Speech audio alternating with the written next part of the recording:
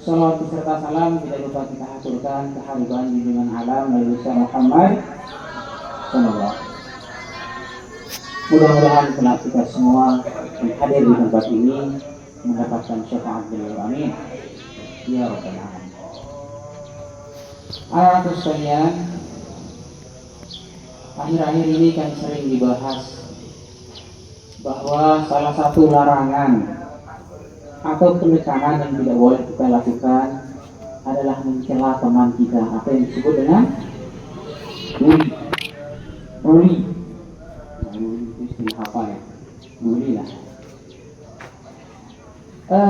Pertanyaannya adalah, apakah di dalam Islam terutama, Islam itu tidak mengajarkan atau mengarahkan tentang perilaku bully?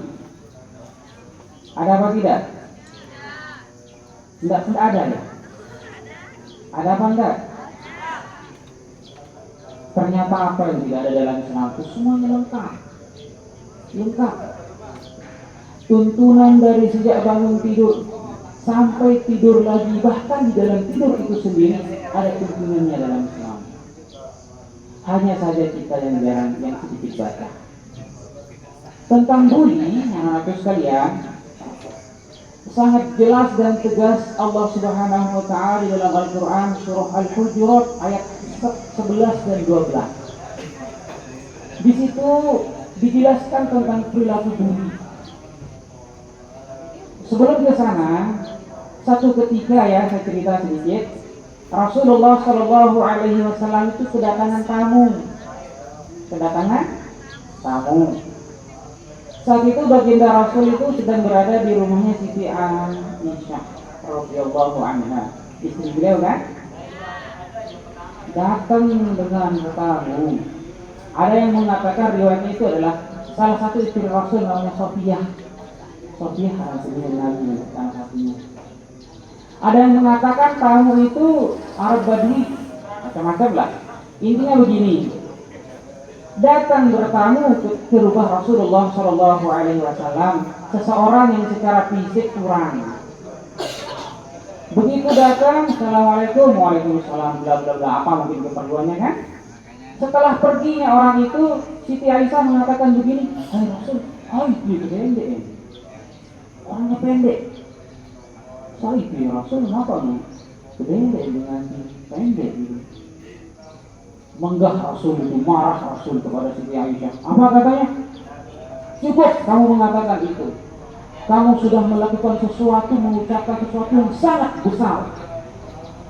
Kalau seandainya ucapanmu itu dilemparkan ke lautan, niscaya lautan itu akan membusuk karena baunya ucapan itu. Apa bahasa Siti Aisyah baru? Fakta itu. Ya Rasul makan pendek ini nanti. Marah Rasul. Kenapa? Karena Rasul Maha tahu bahwa di dalam hati Siti Aisyah ketika mengucapkan itu ada perasaan mencela, niat mencela kalaupun hanya sedikit. Maka ucapan yang seperti itu, kata Rasul, Aisyah, lamun niat kalau dilemparkan ucapanmu tadi itu ke lautan samudera itu, maka samudera akan membusuk gitu. Air laut yang sekian luasnya itu hanya gara-gara Siti Aisyah mengatakan fakta kan? Hai si Rasul, pendek dengan si itu. Lamun itu berapa? Arah dengan pendek dengan apa urutnya? Dengan si semekot. Apa dengan semekot? Danu. Sungai apa dengan semekot? Semeter kotor. Ini nolak waktu semekot dengan si semeter kotor bahaya, itu tidak boleh. Kalaupun fakta. Ada orang tinggi, aku nih kutilang nih, kurus tinggi langsing. Tidak boleh seperti itu.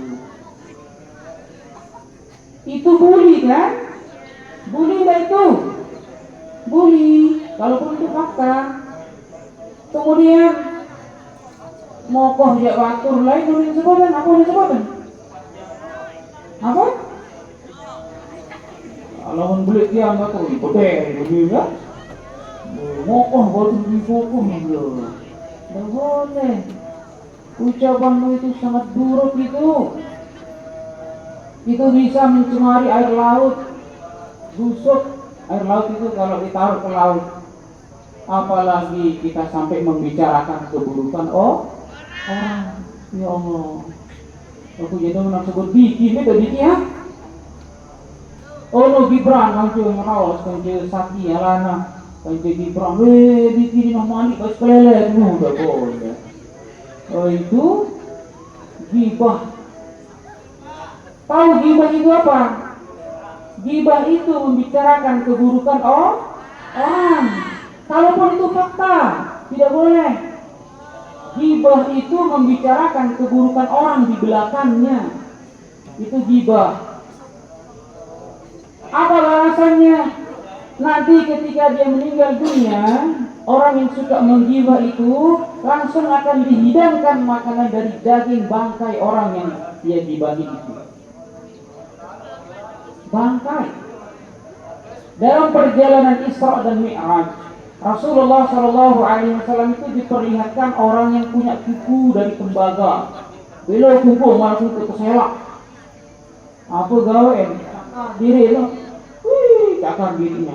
Terus dikeluarkan isi perutnya. Tidak ada kurun. Itu kiamat. Siapa itu? Itu orang yang suka membicarakan keburukan orang. Lalu standar gibah itu apa anak-anak sekalian? Ada yang tahu? Apa standarnya gibah? Kalau membicarakan keburukan orang itu baru disebut gibah, itu apa standarnya? Aneh, ayo aneh. Rumusnya begini. Zikru akhaka bima yakrah. Engkau menyebut saudaramu dengan sesuatu yang dia tidak suka.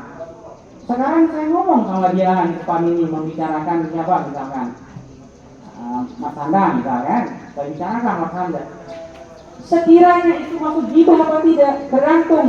Kalau seandainya pembicaraan saya sama dia itu didengar sama Mas Handa, kemudian Mas Handa benci, marah, gibah itu.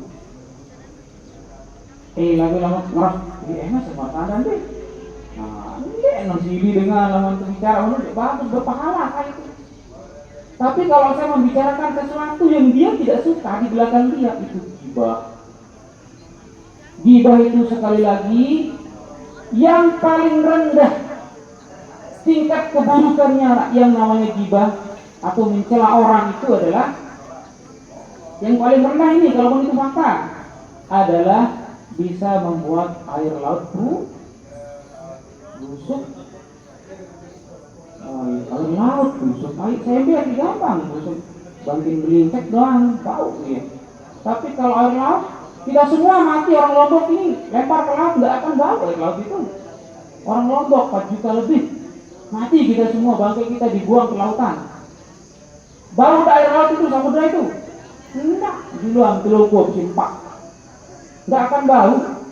Tapi kalau gibah yang paling rendah itu,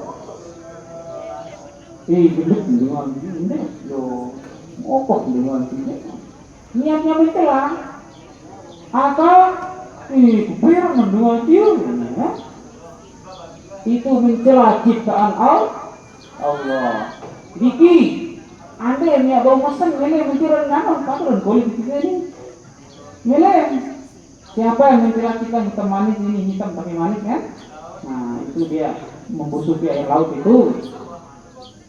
Kalau kita memesan ya kita pilih kulit putih, hidung mancung, lahir di mana gitu ya. Tapi sayang kita tidak bisa memilih.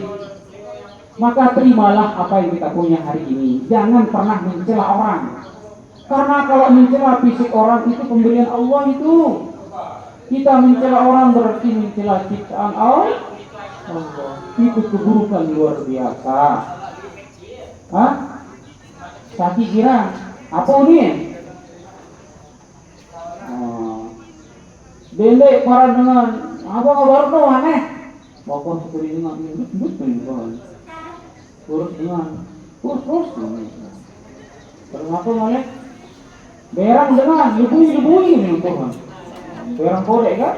Ibu, anda boleh itu kan. Gitu anak sekalian ya. Jadi sekali lagi, mari kita jaga ucapan kita, jangan sampai kita mencela orang lain. Kita fokus dengan diri kita, bahwa apa yang kita miliki dari fisik hari ini itu adalah pemberian Allah. Itu takdir dari Allah Subhanahu wa Ta'ala.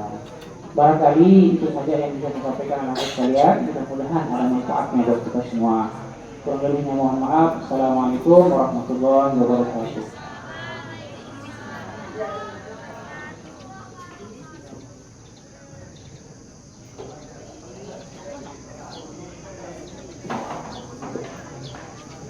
Dengan berakhirnya arahan pencerahan tadi, maka berakhirlah kegiatan kita pada pagi hari ini. Assalamualaikum warahmatullahi wabarakatuh.